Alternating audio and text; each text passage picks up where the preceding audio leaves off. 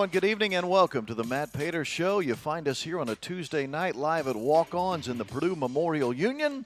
My name is Rob Blackman, and first and foremost, thank you for finding your way to us here on this Tuesday.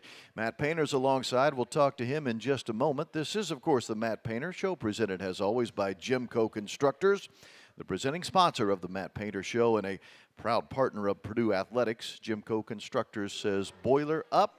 As always, here we are tonight in Walk-Ons. What a great place to be for a weekly talk show when we visit with head coach Matt Painter. Walk-Ons have been so good to us here the last year and a half or so. So thank you, Walk-Ons, and more importantly, thank you to those of you who have gone through the trouble to join us live here in the restaurant tonight. A full house again tonight, and that's awesome. So thank you, everyone. So when Coach joins us, we'll be talking about last night's season opening win over Samford, 98-45 the final, as the Boilermakers get started off on the right foot with a victory in game number 1. We'll also look ahead to Friday night's matchup, another home game for Purdue. That one's against Morehead State. That's a 7 o'clock game on Friday night at Mackey Arena. One quick programming note just for next week. Once again, next week we're going to have a Tuesday night coaches show because of the Monday night game next week. Remember, next week Purdue is a Monday night home game against Xavier. That's an 8:30 game, I believe, 8:30 Monday night. And so that means we'll move the coaches show to Tuesday night next week as well. So Monday night game next week at home against Xavier, and then the coaches show on Tuesday night. And next Tuesday, by the way, Elliot Bloom, Director of Basketball Operations for Purdue Men's Basketball, will be my special guest here at Walk-Ons. Thank you for those that have found us maybe tonight on the Varsity Network app, or maybe those that are watching video feeds of this, whether it be on Facebook or YouTube or Twitter. Although I know I'm not supposed to say Twitter anymore. It's supposed to be X, I think, right? We call it X.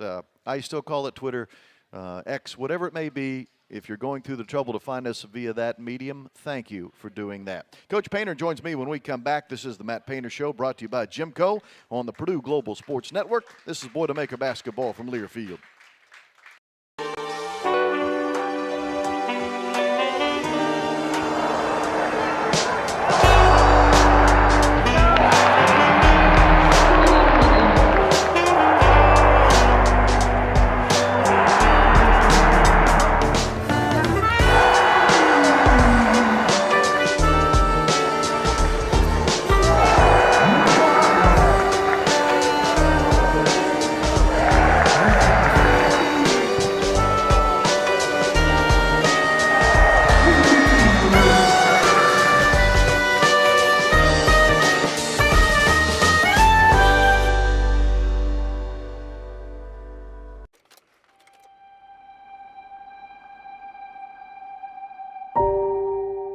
This one's personal. This season is personal. Because it's a love story, a story of redemption and second chances. This love that brought us all together. The love of the game of basketball. And it's the reason we work. From the cauldron of the summer heat to the tiny gyms in Europe. The early morning workouts to the deafening noise of Mackey Arena. It's all worth it. This game, this program, and this state is bigger than all of us. It's what we came here to do. You get it? Because you are a part of it. You've been with us every step of the way. And we're ready for that next giant leap.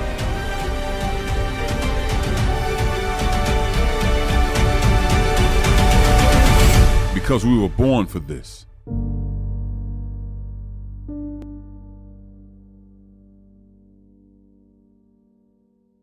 Welcome back, everyone. This is the Matt Painter Show, presented by GEMCO, live tonight at Walk-Ons in the Purdue Memorial Union, where it's always game day with a taste of Louisiana. Purdue starts the season 1-0 thanks to last night's win over the visiting Samford Bulldogs by the final score of 98-45. So officially, the 2023-2024 college basketball season for our Boilermakers has begun. Matt Painter's alongside to talk about not only that matchup, that win last night, but to look ahead to what else might be on the schedule here for our Purdue basketball program.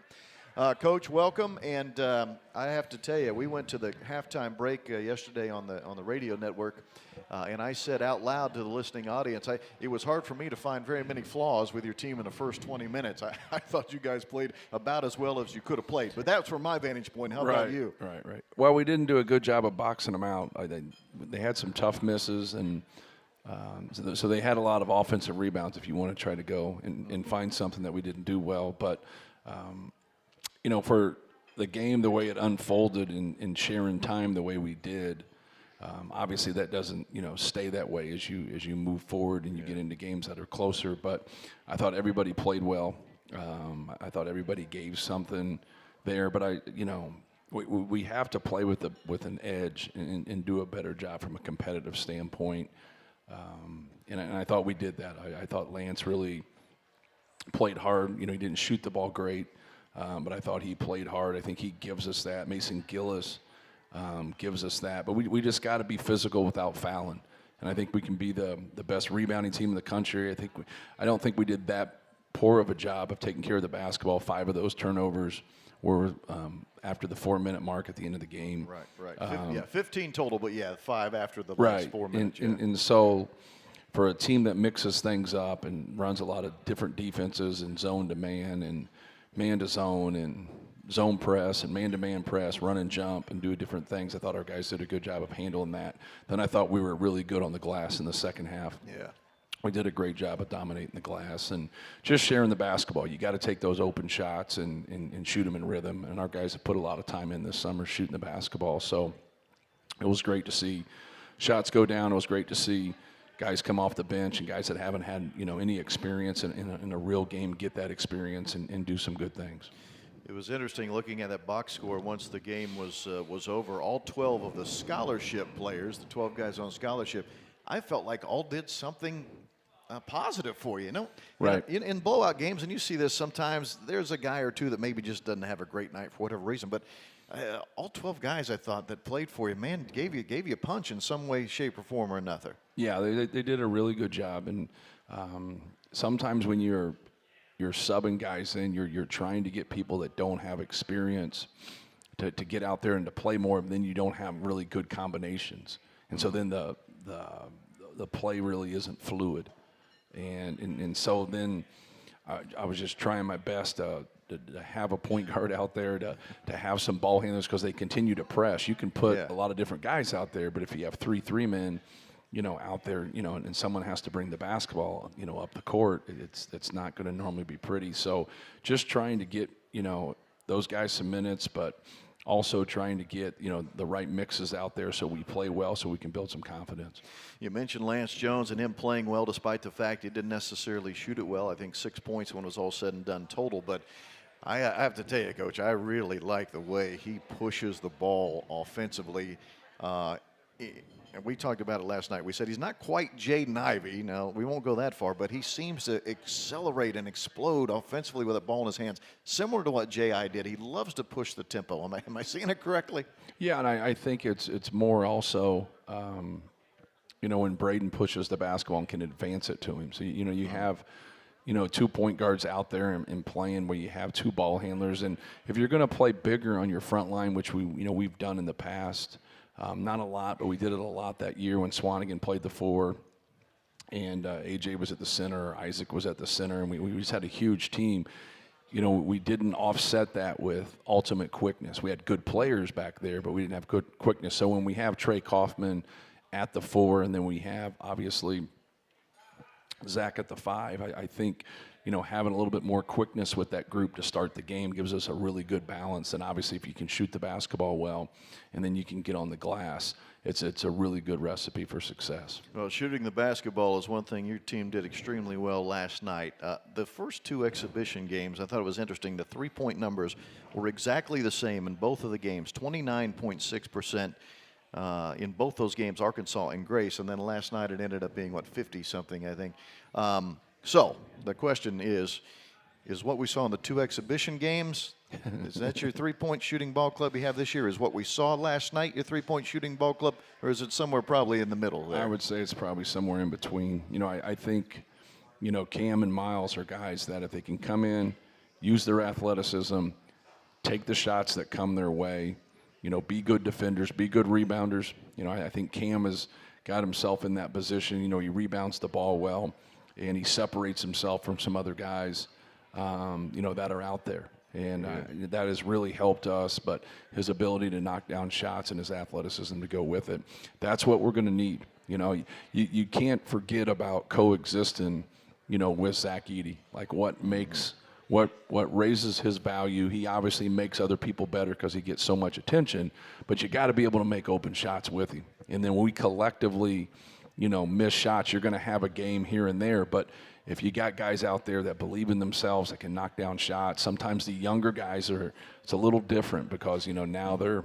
in their own world a little bit more, but that's okay. As long as you're stepping up and taking your shots. And when people start passing up open shots, that's when I normally get them out. You can't, you got to step up here. You're here for a reason. If you weren't any good in basketball, you wouldn't be on our team. You're a good basketball player. You're skilled. You're going to have some adversity. You got to believe in yourself. You got to step up there. I think Cam and Miles give us that. They also give us some athleticism, but they also got to keep some things simple, especially in the half court as we progress here. You got to be able to do your job. And you got guys that are experienced like Ethan Morton, Brian Waddell. Now those guys understand about doing their job. They understand about what's going on a little bit more than the other two guys do, but those other two guys give us that elite athleticism. They give us that ability to knock down shots. It doesn't mean that the other two can't. So like that combination of four guys right there gives us a lot of options in what to do and how to go about it. And I think as the season progresses, it's going to be different guys, no different than our front court. Think about our front court. Think how good Will Berg has played, and there's not a spot for him right now. Right. He's done some really good things, not just in the games, but like the last 3 weeks of practice. His confidence has really picked up. He's played hard. He knows more what's going on. And so it's just a real good, kind of like that pleasant surprise as somebody comes off an injury like he did.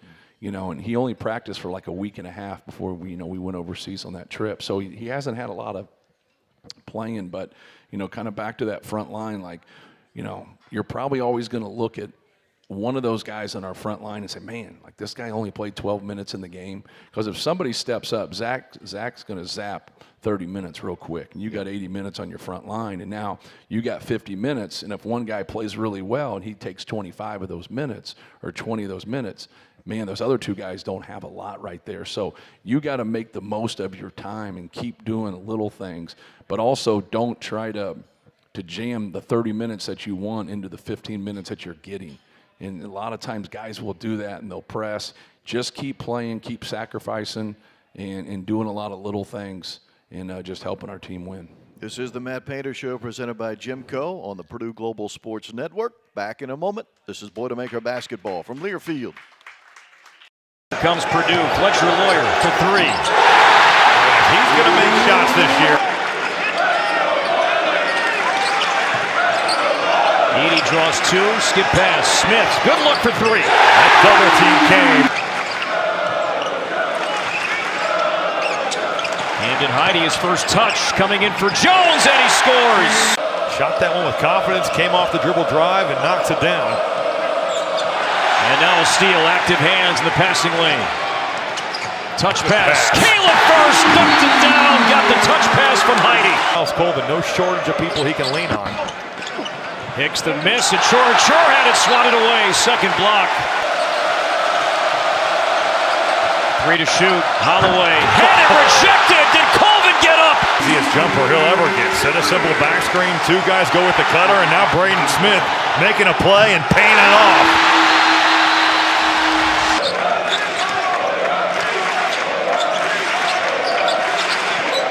Edey will spin and throw it down. 4 out of 6 so far to start his 23-24 season.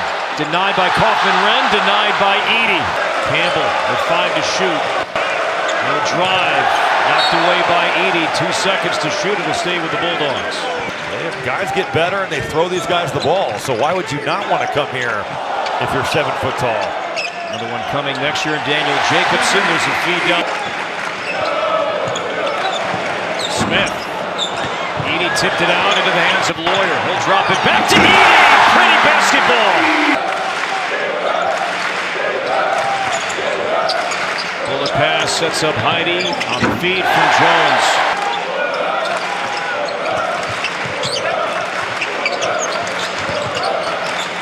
Morton back to Berg. It'll count and one. State and McRae. Matt Pater Show tonight from Walk-Ons here in the Purdue Memorial Union. Thank you for joining us on this Tuesday evening. Rob Blackman here with the coach. We spent a lot of time in that first segment talking about Purdue offensively in that win last night, 98-45 over the visiting ball club from Birmingham, Alabama. But, Coach, I probably should have talked about defense first and foremost. It jumped out to an 11-0 lead to start the game. You were up 14-1 at the first media timeout. They didn't have their first made field goal till about 13:20 to go in the game. That's pretty good defense. Yeah, well, they're all conference guys. Jermaine Marshall, who's picked first team all league, he gets 3 points in the game and kind of takes himself out of the game with foul troubles and, mixes it up a couple times. And he's got to stay in the game for him. Obviously they didn't shoot the ball well from the perimeter, but he's a guy that can post the basketball and he can drive it and he can score in a lot of different ways. So he plays 13 and a half minutes and they just can't have that. He's got to stay in there for them. And I watched him a lot last year because they had a fifth-year guy who left them, led him in scoring. Last year was all conference for him and transferred, ended up at K-State, but he was in the portal. And so I watched him a lot just because I watched him. I watched every one of his makes last year.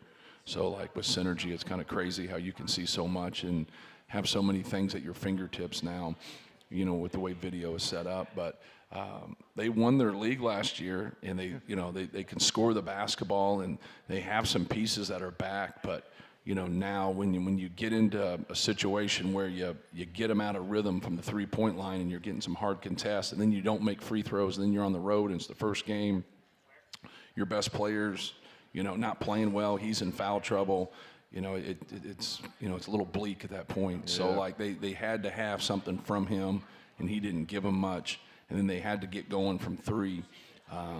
For us to try to get him off the line, to try to get in the paint more. And I thought our guys did a pretty good job. I thought we had active hands, got some deflections, got some steals, and just made him shoot tough shots more than anything. That's what, and even a couple that they hit, some of those floaters and some of those tough twos, that's what we want them to get. And so like sometimes people get worried about that, but as long as you don't let people get rhythm threes and layups and dunks and keep them off the free throw line, good things are normally going to happen for you from an analytical standpoint. And they're a team similar to Michigan State that loves to push the ball, make or miss. I know that was something talked about a lot in pregame planning for them. Did you feel like defensively you were able to get back and set your defense most of the time? Yeah, most of the time. We still had a handful of possessions where, we got behind the play or, we just didn't get our defense set. And we got to do a better job with that of just loading to the basketball and understanding. You want to build walls up there initially, but you also, when they pick a side and they get to the left or the right, whoever's opposite there, you really got to get, in the paint and hold there and make sure your big guys are getting back and they don't get layups or a quick post up. The 2023 Purdue basketball season is presented by Purdue Global, Purdue's online university for working adults. Earn a degree you're proud of and employers respect. Start your comeback today at purdueglobal.edu. We'll be back in 2 minutes to talk with Coach Painter a little bit more here. Coach Painter Show brought to you by GEMCO on the Purdue Global Sports Network. And this is Boilermaker basketball from Learfield. Lourdes Myers with a nice read. She challenges Mac Pedraza as her back turned to the net. Long set, and another block, the fifth of the first set for Purdue. They're giving the Big Ten leader a run for their money here early on. There were 5 ties, but no lead changes in that first set. Lourdes Myers with a line shot that has not been a consistent starter. She played 126 sets last year, but only started 21 of the 34 games played. She got the start today and looking to make an impact for Penn State as Eva Hudson, 24 aces last year. Myers from the middle. Weatherington was so shocked, I thought she recorded a block. Nope, it was Hudson with her 24th kill. Roll shot, kept alive by Rostovsky.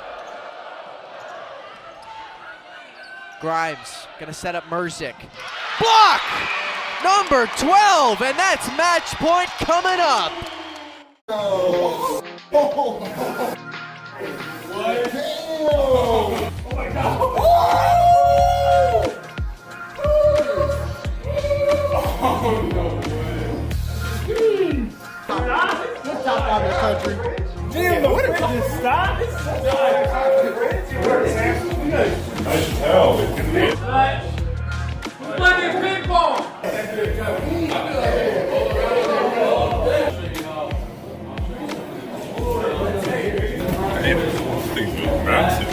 Shut up, I'm in the middle. I think I got a good picture.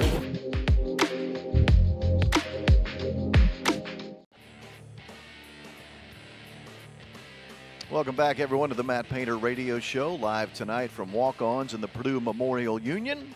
Speaking of walk-ons, remember tomorrow night, Purdue football fans, the Ryan Walters Show will be here at Walk-Ons, 6 o'clock, its normal time slot on a Wednesday. From walk-ons, everyone needs a little playing time, so before a Purdue basketball game or any time throughout the week, stop by walk-ons in the Purdue Memorial Union, where it's always game day here with a taste of Louisiana. This is the Matt Painter Show, and Coach Painter, I did want to ask you this question, and I understand it's a small sample size. We are just 3 games in, if you count the 2 exhibition games and last night's season opener, but Trey Kaufman-Renn starting alongside Zach Edey.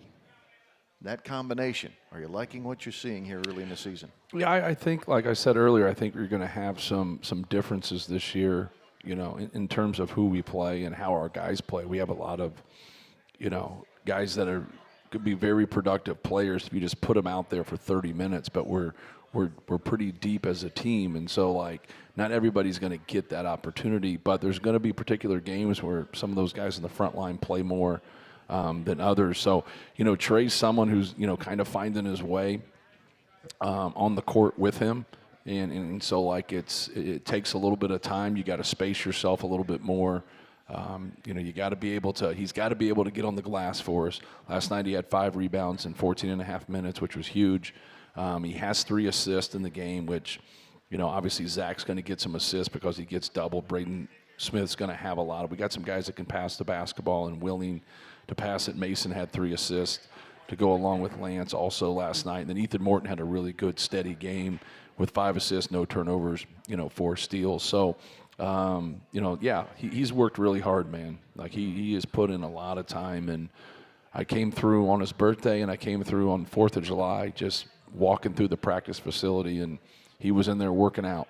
And I don't think he realized it was the 4th of July. I think he knew it was his birthday. I think he's got that one down. But he's schoolwork and basketball. That's it. Right. That's it. That's what he's one of those guys that's locked in like that. And, Mason's someone who's just a maniacal worker. And so, anytime guys, are like that, good things are going to happen. He just didn't get very many opportunities other night, but he can really stretch the defense. Caleb gives us somebody, with his athleticism and his ability to play 2 positions, the way he can run, the way he can move. So we have a lot of options there. So it's really good. I was actually on the phone last year with Jaden Ivey when just checking on him, and when Mason hit those 9 threes, and Jaden Ivey was like, yeah, it's bound to happen for the way he works. Obviously, he can really shoot it, but he puts in a lot of time. And Trey Kaufman, like I said, just had an unbelievable summer, and really, really has worked hard to improve himself and get himself in that position that he is right now. But I don't think there's anything concrete. And one of the things I always talk about is just different examples of guys. You understand this? Did you come to Purdue to start? Did you come to Purdue to win? And so when people get caught up in all that, we can't have that. We can't be special unless we have special attributes. And part of that is sacrificing, and part of that is cheering on one of your teammates when they're playing well, knowing if you were out there, you would play well too.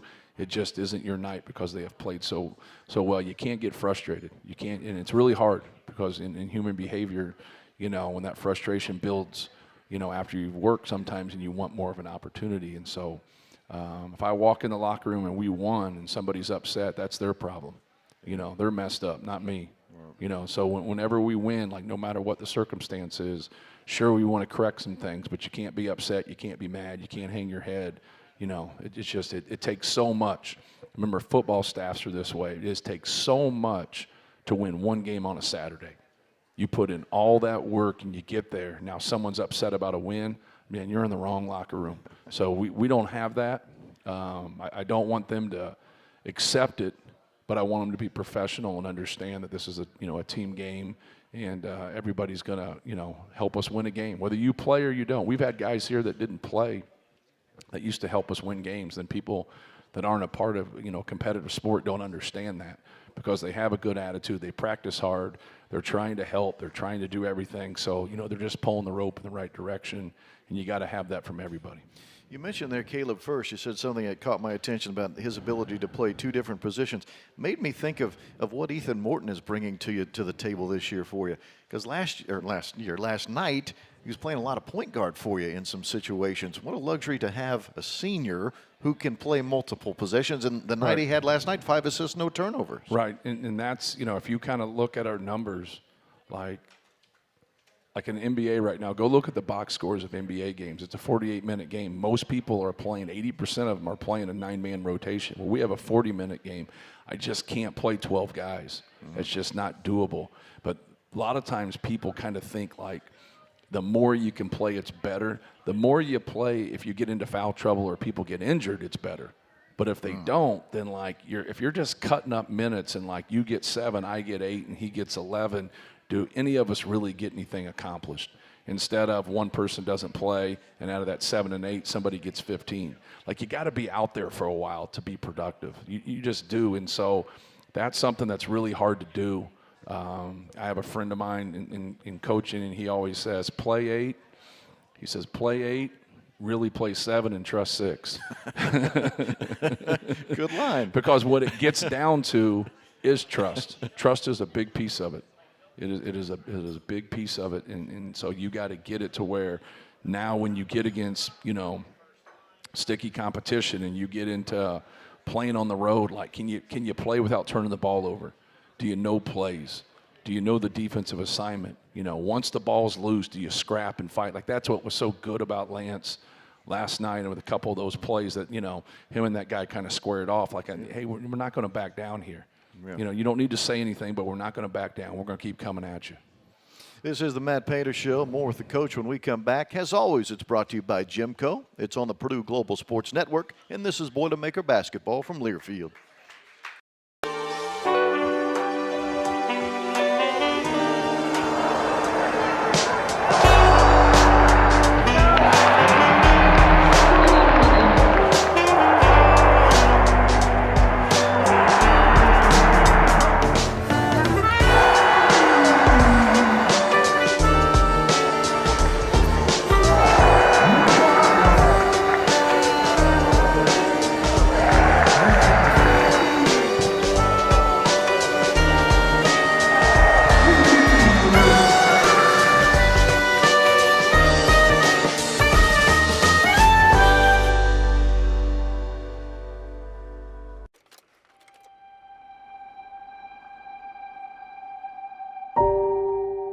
This one's personal. This season is personal. Because it's a love story, a story of redemption and second chances.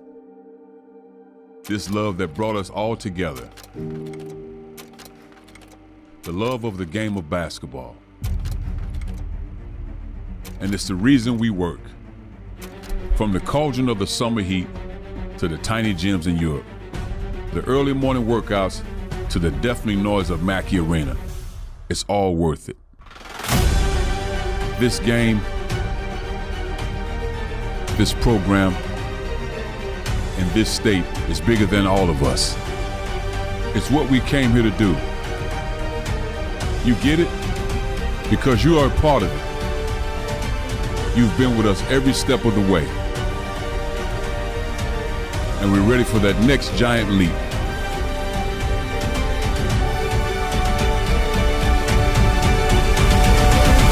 Because we were born for this.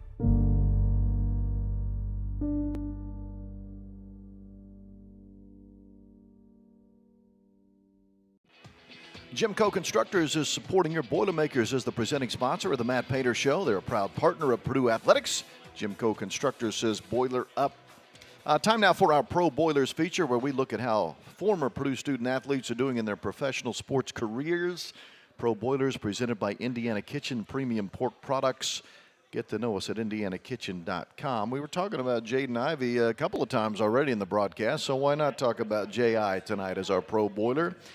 Detroit Pistons off to a 2-6 start this season. Jaden Ivey in his second year with the Pistons, second year in the NBA. Jaden averaging 11.8 points a game, 2.5 rebounds, 2.5 assists per game.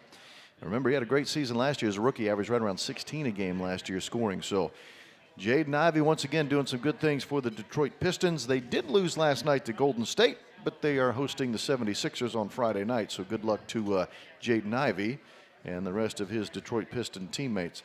Coach Painter, I apologize. I meant to ask you this last week before the first real game of the year, and I forgot. And maybe it's a no answer, but I want to ask anyway.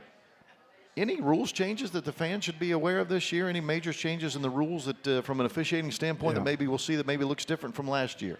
The big one's the block charge. You know, being that those guys have to be set when he's got his foot planted before he jumps, not the raising of the basketball. So you're really going to have to be set in a block charge. I thought last night that the ref missed it on Braden's live, just from the way they said the rule. Then I watched it today on tape, and he got it right. So okay, and that was the one. I want to be on record saying that the official got it right. That was the one where he turned it over in transition and then took the charge. Correct. Okay, gotcha. Correct. So like you have to be when you're jumping and go. You got to be set then. Gotcha. You know, when that foot is planted and getting ready to leave. And it technically was that way, but they're really trying to stop the collisions. And it's a hard call anyways, but like now, you got to go vertical on a wall then and jump. So like a lot of times if those guys anticipate that's going to happen and they jump and it doesn't, like now you're airborne. And so like if you're turned at all or whatever, now you're not in a legal guarding position. So it's a little bit different, but I think it's going to get down to where you're not going to see a lot of charges. Gotcha. Or we're going to go through a bunch of people trying to take charges and they're just not going to be called. Or it's one of those rules that after 8 games goes away. Like we've seen that happen where they realize that it's just not. They put the refs in a bad spot, but it is a difficult call. So I understand the point and what they're trying to get accomplished. Any changes with that secondary defender coming over? We've seen that so often where the secondary gets still everything's the same for him, right? He still has to be set before they take off. Correct, and that secondary defender's got to be out of the arc. Any touching, collision, like whatever, like it's supposed to be an automatic. So you got to be able to be a jumper at that point and be vertical. If you jump in A, you can't land in B. If you jump in A, you got to land in A, is how they describe it. Copy of that. Well, there you go, fans. In case you're wondering for any rules changes, you might see that might look a little different this season. Maybe the block charge, maybe a few more blocks. Pardon me, this year. We shall see. Thanks for joining us, fans. If you're with us on the YouTube channel, I know some of you like to send in some questions along there, or on X, or on the Purdue Facebook channel. Thanks for doing that. A reminder, we're back at it again next Tuesday night with the Coaches Show, because next week there's a Monday night game with Purdue and Xavier. That's an 8:30 contest.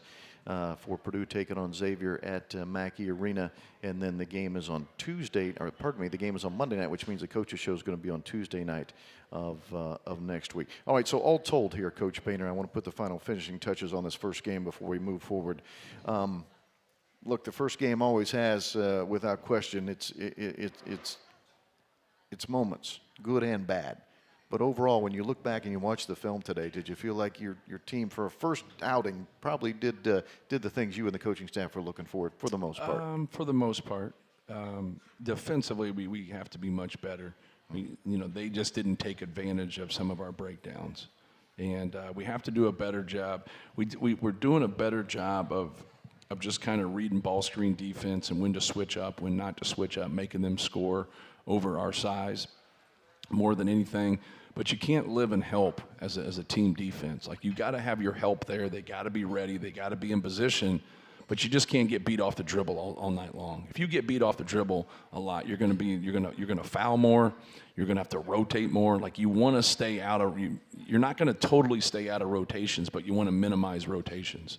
And I think that's an important piece for us, that we got to do a good job of containing the dribble. We've got to do a good job of just keeping the ball out of the paint. You'd be surprised at the lack of success people have when the ball doesn't get to the paint. So, like, that's something that we talk about every time at halftime.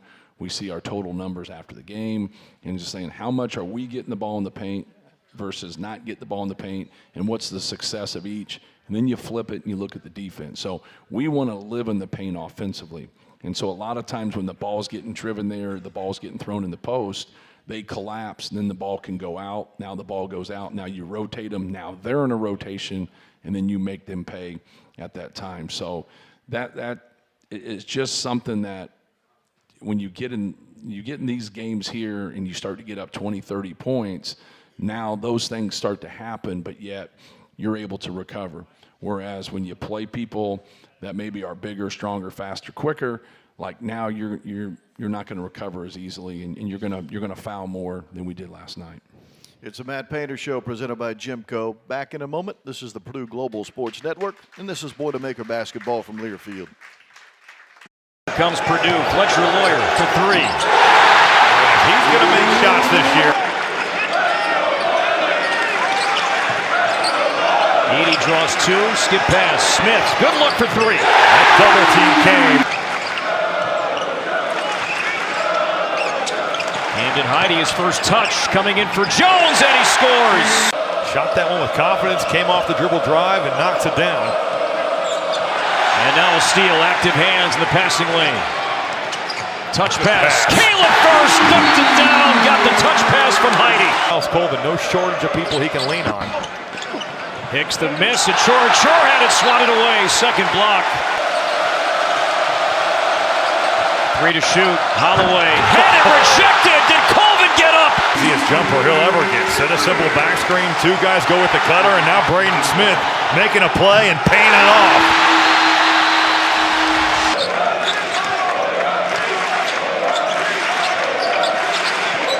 Edey will spin and throw it down. 4 out of 6 so far to start his 23-24 season. Denied by Kaufman-Renn, denied by Edey. Campbell with 5 to shoot. No drive, knocked away by Edey. 2 seconds to shoot it to stay with the Bulldogs. Guys get better and they throw these guys the ball, so why would you not want to come here if you're 7 foot tall? Another one coming next year, Daniel Jacobson. There's a feed down. Smith. Edey tipped it out into the hands of Lawyer. He'll drop it back to Edey. Pretty basketball. Bullet pass sets up Heide on the feed from Jones.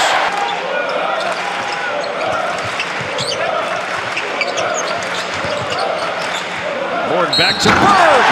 It'll count and one. State McRae.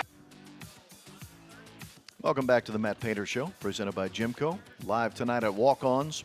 Everyone needs a little playing time, so before a Purdue basketball game or any time throughout the week, stop by Walk-Ons in the Purdue Memorial Union, where it's always game day with a taste of Louisiana. Thanks to the folks checking in via the Facebook page today. Folks checking in from Chesterton, Indiana, Johnson City, Tennessee, and Austin, Texas, among others. Also had a good question, Coach, I want to pass along to you from Ron.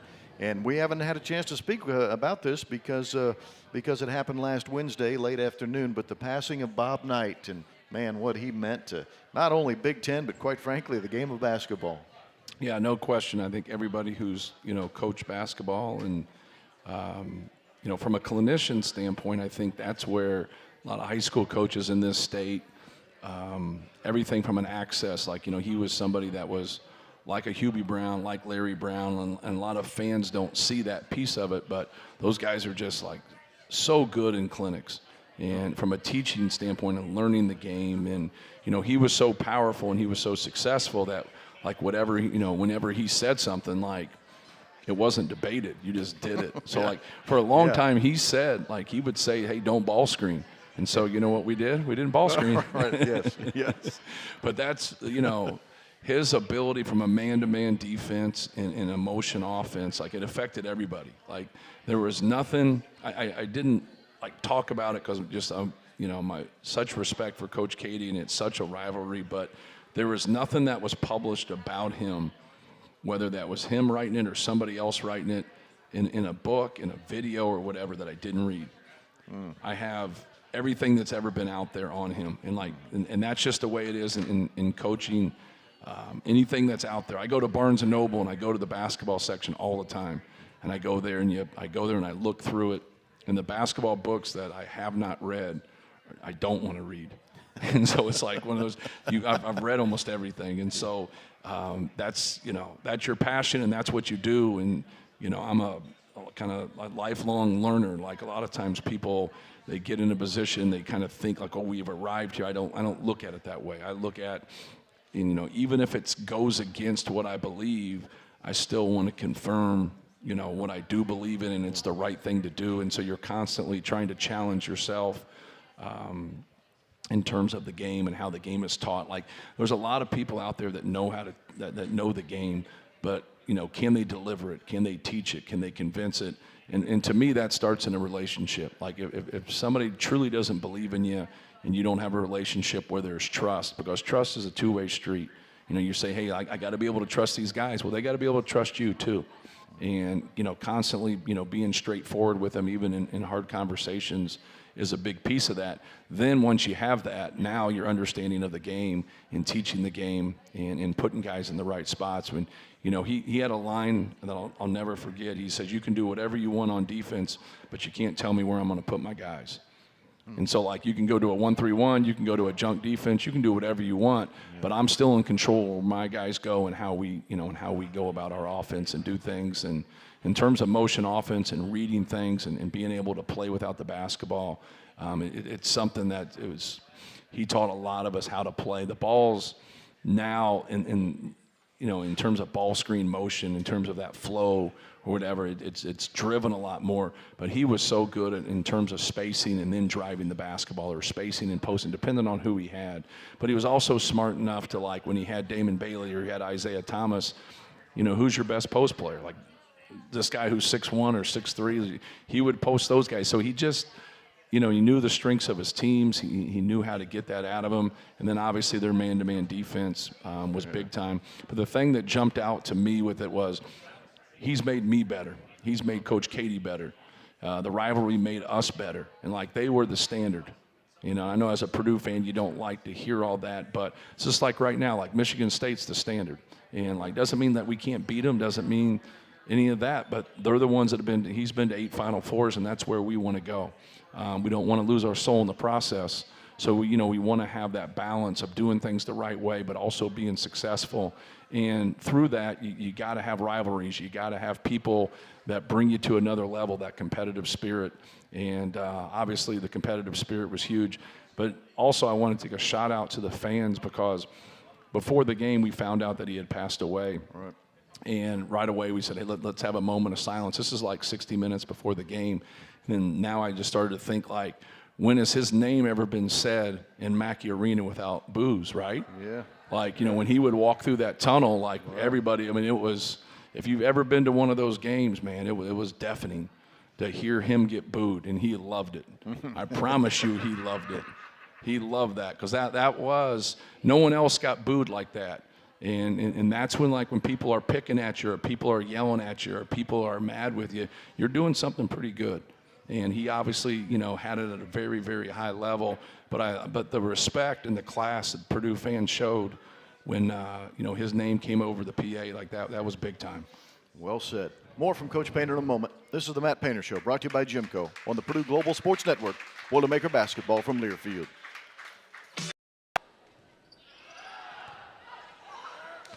Lourdes Myers with a nice read. She challenges Mac Pedraza as her back turned to the net.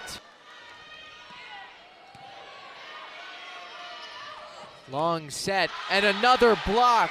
The 5th of the first set for Purdue. They're giving the Big Ten leader a run for their money here early on. There were 5 ties, but no lead changes in that first set.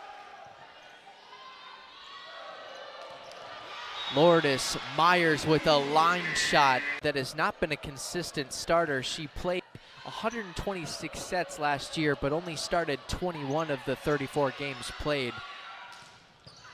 She got the start today and looking to make an impact for Penn State as Eva Hudson, 24 aces last year. Myers from the middle. Wetherington was so shocked, I thought she recorded a block. Nope, it was Hudson with her 24th kill. Roll shot, kept alive by Rostovsky. Grimes gonna set up Merzick. Block! Number 12, and that's match point coming up. Oh my God.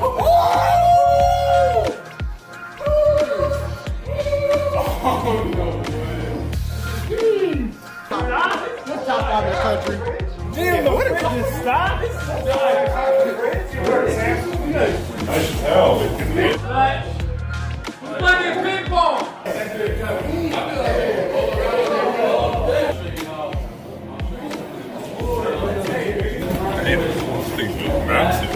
Shut up, I'm in the middle. Shut up, they got a good picture.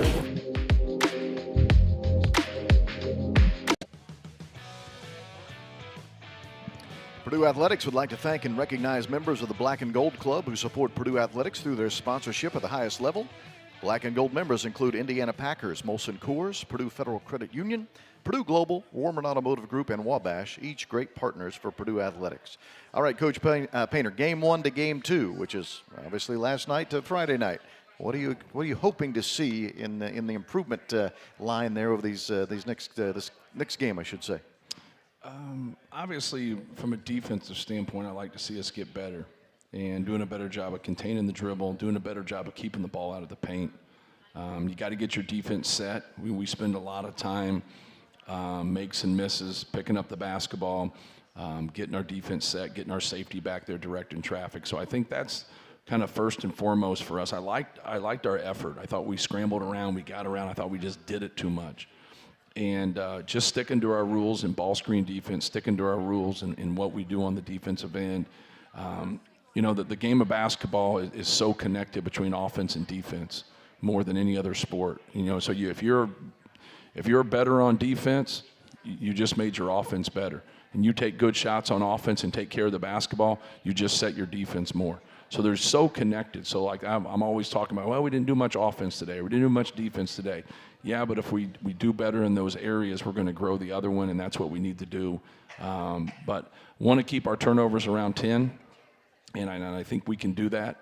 I think we're going to have individual games where we're not there, but I also think we can have individual games where we can be below it. And I told our team that other day, I reeled off the starters that averaged 8.6 turnovers.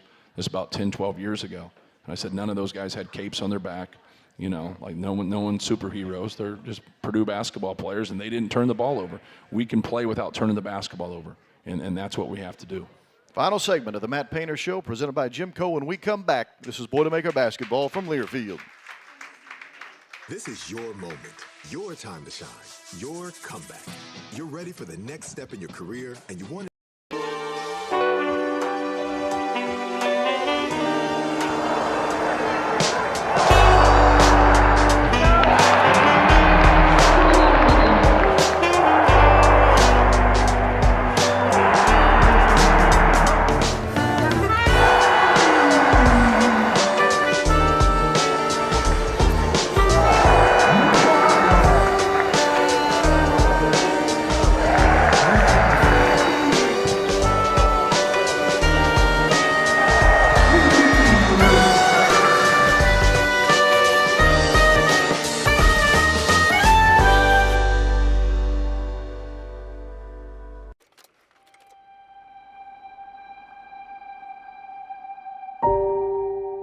This one's personal.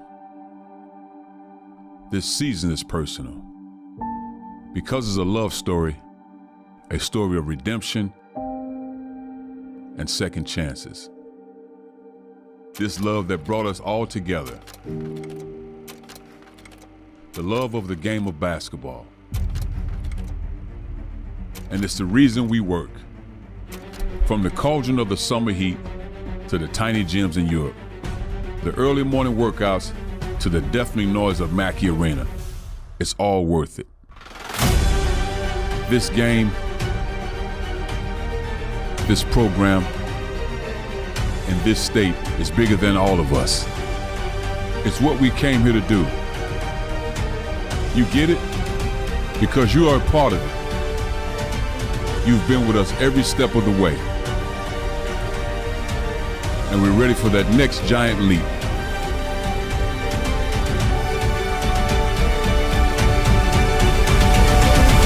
Because we were born for this. Final segment here of the Matt Painter Show. We always try to round out the show with a little nugget that you can't get anywhere else. I promise you, you're getting this one from nowhere else.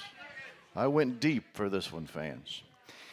When Purdue beat Samford last night, coached by Bucky McMillan, you may have thought, well, for our team, our players, our coaches, everyone on that bench, that's the first time any of them have ever beaten a Bucky McMillan coach team. You would be wrong. Because did you know, in 2016, Jared Wolbrin, Purdue grad assistant, was playing for Homewood High School in Birmingham, Alabama. He was a sophomore. And Homewood won their only varsity basketball state championship in the school's history that year in 2016. En route to winning the state title, do you know who they beat? Of course you don't. They beat Mountain Brook High School, their big rival in Birmingham. The coach of Mountain Brook was Bucky McMillan. So Jared Wolbrin has beaten him not once, but twice. Jared has his number, I think is what I'm trying to say. Jared Wolbrin fans, twice he has beaten Bucky McMillan. Now, could you have gotten that information anywhere else? Of course you could not, huh? You're not applauding, though. Thanks a lot for the folks in the, oh, thank you, thank you. Big thank you to Ray Klabmeyer, our in-studio engineer tonight. Thanks to Wes Scott, who engineered on site. Please know this, our next broadcast comes your way Friday night, 7 o'clock. Purdue is hosting Morehead State, 6 o'clock for the broadcast right here on the Purdue Radio Network with a 7 o'clock tip. And then we're back at it again Monday with Purdue basketball, 8:30 against Xavier. Remember, because of that, it means the Matt Painter Show will move to Tuesday night next week. Thanks all for joining us tonight. Hope you enjoyed it as much as we did. We'll speak again Friday night when the Boilermakers host Morehead State from Mackey Arena. Have a great night, everyone.